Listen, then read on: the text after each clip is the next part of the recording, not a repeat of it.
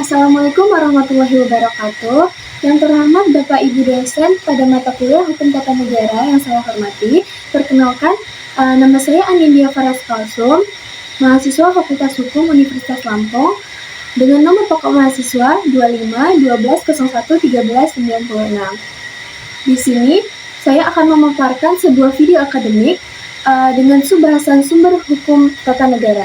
Pada bagian A, kita akan mempelajari pengertian pokok sumber hukum tata negara.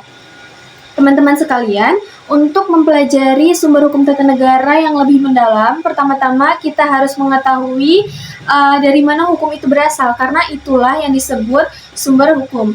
Secara umum, sumber hukum tata negara diartikan sebagai sesuatu yang melahirkan, menentukan isi, dan memberikan kekuatan untuk berlakunya suatu norma hukum. Dalam konteks hukum tata negara, sumber hukum merujuk pada asal-muasal kaidah-kaidah hukum yang mengatur hubungan negara, lembaga negara, dan warga negara. Literatur hukum tata negara membagi sumber hukum menjadi dua bagian. Yang pertama adalah sumber material dan sumber formil. Selanjutnya, ruang lingkup dan unsur-unsur pentingnya. Yang pertama, sumber hukum material. Ini adalah faktor-faktor non-yuridis yang secara substansi mempengaruhi pembentukan hukum. Contohnya adalah nilai-nilai Pancasila, kesadaran hukum masyarakat, keadaan sosial politik, sejarah bangsa Indonesia, dan yang terakhir adalah cita hukum dalam masyarakat Indonesia. Ya, Pancasila sebagai grand norm atau norma dasar bangsa Indonesia merupakan sumber hukum material tertinggi. Seluruh produk hukum tidak boleh bertentangan dengan nilai-nilai Pancasila. Selanjutnya yang kedua adalah sumber hukum formil. Sumber hukum formil adalah sumber hukum yang berkaitan dengan bentuk atau cara suatu norma hukum dibentuk sehingga memperoleh kekuatan yang mengikat. Sumber hukum formil dalam hukum tata negara mencangkup yang pertama adalah Undang-Undang Dasar 1945, yang kedua adalah TAP MPR, yang ketiga adalah undang-undang dan peraturan pemerintah pengganti undang-undang atau Perpu.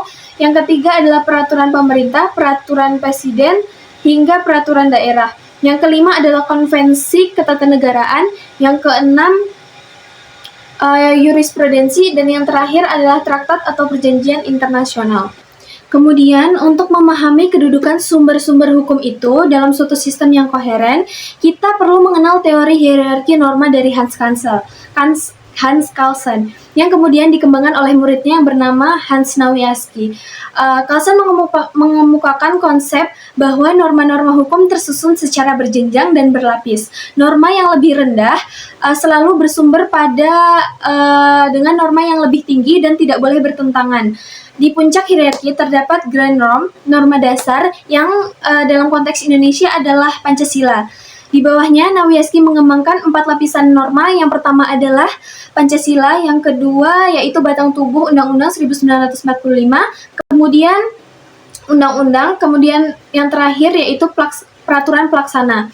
Asas-asas utama yang menyertai hierarki ini antara lain yaitu lex superior derogat legi inferiori, kemudian lex specialis derogat legi generali, dan yang terakhir adalah lex posterior derogat legi priori. Selanjutnya kita akan membahas perkembangan dan konteks ketatanegaraan. Sumber hukum tata negara Indonesia mengalami dinamika yang sangat signifikan sepanjang sejarah ketatanegaraan ini.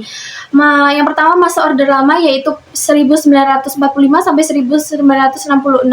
Yang masa Orde Baru, yang kedua adalah masa Orde Baru yaitu 1966 sampai 1998. Kemudian pasca reformasi yaitu pada tahun 1998.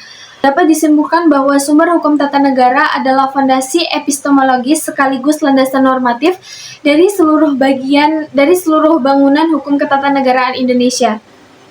Ia tidak berdiri sendiri, tidak berdiri statis, melainkan tumbuh dan berkembang seiring dengan dinamika sejarah, politik, dan cita-cita konstitusional bangsa. Dengan memahami sumber hukum, berarti kita memahami dari mana kita berpijak sehingga berbicara tentang negara dan hukumnya. Selanjutnya kita masuk kepada bagian B, yaitu relevansi dengan kondisi ketatanegaraan saat ini. Jadi teman-teman, HTN itu memiliki relevansi jadi teman-teman, sumber hukum tata negara itu memiliki relevansi langsung terhadap berbagai persoalan yang dihadapi saat ini. Indonesia mengalami sejumlah dinamika legislasi yang memunculkan pertanyaan serius tentang hierarki dan validitas sumber hukum. Dua isu yang paling menonjol yakni adalah penggunaan Perpu secara masif dan pembentukan undang-undang melalui metode Omnibus Law. Contoh persoalan dalam dinamika aktual yang pertama adalah fenomena Perpu sebagai sumber hukum darurat, yaitu adalah peraturan pemerintah pengganti undang-undang atau Perpu adalah instrumen hukum yang hanya sah digunakan apabila dalam keadaan kegentingan yang memaksa, yang sebagaimana diatur dalam pasal 22 Undang-Undang 1945. Namun dalam praktiknya, penggunaannya sering menimbulkan kontroversi. Contoh nyatanya adalah Perpu nomor 2 tahun 2022 tentang Cipta Kerja yang diterbitkan pada akhir Desember 2022. Perpu ini diterbitkan setelah Mahkamah Konstitusi menyatakan Undang-Undang Cipta Kerja berstatus inkonstitusional bersyarat pada November 2021. Sejumlah ahli hukum menilai kondisi tersebut tidak memenuhi syarat ihwal. Selanjutnya adalah fenomena kedua, yakni Omnibus Law dan pergeseran paradigma legislasi, yaitu pada Undang-Undang Nomor 6 Tahun 2023 tentang Cipta Kerja yang memperkenalkan metode Omnibus Law, satu undang-undang yang sekaligus mengubah atau mencabut puluhan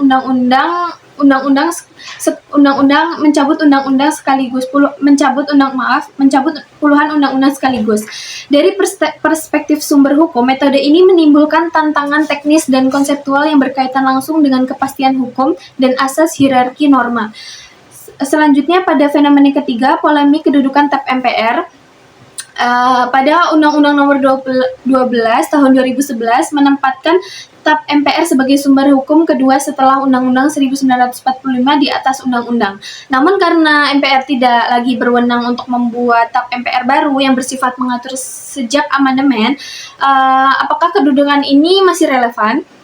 Jadi ini menciptakan ketegangan antara teks hukum positif dengan realitas kelembagaan. Melalui teori hierarki norma Carlson ini, ketiga persoalan di atas dapat dianalisis secara sistematis, yakni dalam kasus Perpu Cipta Kerja, konsep HTN mengajarkan bahwa validitas suatu norma hukum bergantung pada dua hal. Yang pertama itu adalah apakah norma dibentuk oleh lembaga yang berwenang, dan yang kedua, apakah prosedur pembentukannya sesuai dengan norma yang lebih tinggi. Jadi syarat kegentingannya yang memaksa tidak terpenuhi, maka Perpu itu cacat konstitusional meskipun secara formal dikeluarkan oleh presiden yang berwenangnya. Selanjutnya dalam kasus Omnibus Law, konsep HTN tentang kepastian hukum dan asas hierarki norma menjadi relevan. Perubahan masal atas puluhan undang-undang sekaligus berisiko menciptakan ketidakpastian normatif bagi warga negara dan pelaku usaha. Selanjutnya yang terakhir adalah dalam kasus TAP MPR, konsep sumber hukum membantu kita memahami dinamika relasi antar lembaga negara, bahwa hierarki sumber hukum tidak hanya soal dokumen hukum, tetapi juga soal kekuasaan kelembagaan yang terus berubah saat ini. Selanjutnya, secara kritis terdapat kesenjangan yang signifikan antara teori hukum yang sangat ideal dengan praktik penyelenggara negara di Indonesia. Yang pertama itu adalah penggunaan Perpu yang sering tidak diikuti argumentasi argumentasi kegentingan yang memaksa secara kuat menunjukkan bahwa instrumen konstitusional tersebut rawan disalahgunakan sebagai alat kebijakan politis. Jadi bukan sebagai mekanisme darurat sejati. Ini menggabungkan batas antara kedua hukum dan kekuasaan. Yang kedua adalah metode Omnibus Law perlu diimbangi dengan mekanisme transparansi dan partisipasi publik yang memadai. MK dalam putusan nomor 91 PUU 18 2020 menegaskan bahwa Undang-Undang Cipta Kerja berstatus inkonstitusional yang inkonstitusional bersyarat justru karena cacat formil dalam proses pembentukannya, menunjukkan bahwa sumber hukum yang sah bukan hanya soal isi material, tetapi juga soal cara ataupun formil. Yang ketiga,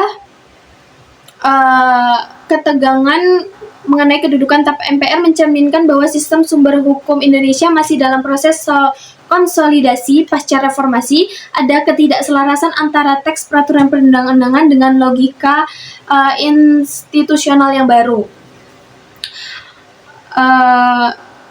Dari seluruh analitis di atas yang telah saya paparkan, saya ingin menyampaikan 3 refleksi akademik.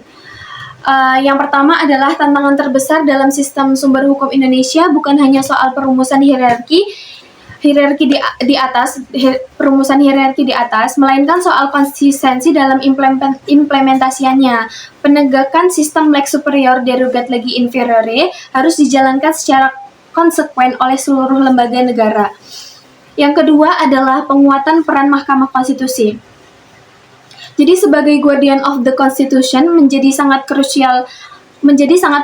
MK adalah institusi yang paling mampu memastikan bahwa seluruh produk hukum tetap selaras dengan sumber hukum tertinggi, yaitu adalah Undang-Undang 1945. Selanjutnya, kesadaran warga negara tentang sumber hukum tata negara perlu terus ditumbuhkan, karena hukum yang baik hanya dapat tumbuh dalam masyarakat yang memahami dan menghargai hukum itu. Ketika masyarakat memahami dari mana hukum berasal, mereka akan lebih kritis terhadap setiap hukum-hukum yang dihasilkan oleh penguasa atau pemerintah. Jadi sumber hukum tuh bukan hanya sekedar doktrin akademik. Jadi dia itu merupakan jantung dari negara hukum. Dan untuk memahaminya adalah syarat bagi setiap warga negara yang ingin berkontribusi untuk kehidupan bernegara yang demokratis dan berkeadilan. Baik, itu saja pemaparan dari saya tentang sumber hukum tata negara. Bila ada kesalahan dan kekurangan saya mohon maaf, dan atas perhatiannya saya mengucapkan terima kasih yang sebesar-besarnya. Wassalamualaikum warahmatullahi wabarakatuh.